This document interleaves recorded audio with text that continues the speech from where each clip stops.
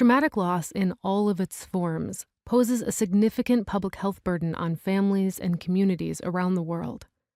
Highlighting the global impact of traumatic loss, the World Health Organization, WHO, recently reported that nearly 4.4 million deaths occur each year from intentional injuries, such as homicide or suicide, and unintentional injuries, including those resulting from road traffic crashes, falls, drowning, and so forth, accounting for nearly 8% of global deaths annually.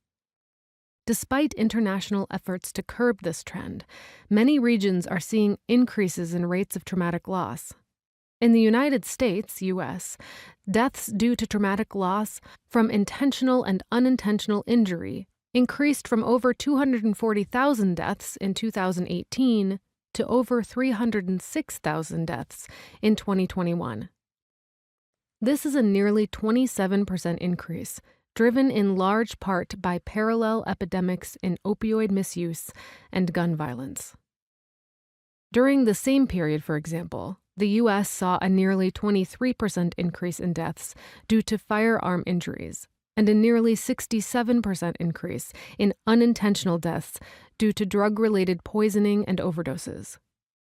Among the youngest Americans, and reflective of national trends in gun violence, intentional firearm injuries due to homicide and suicide became the leading cause of death for children and adolescents in the U.S. in 2020, with pediatric firearm deaths increasing over 41% from 2018 to 2021.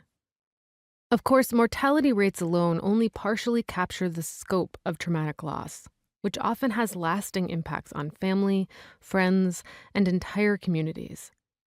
In the case of traumatic loss, it has been estimated that as many as 7 to 10 individuals close to the deceased are substantially impacted for each death that occurs, and as many as 135 people in the deceased person's community may be exposed to the death.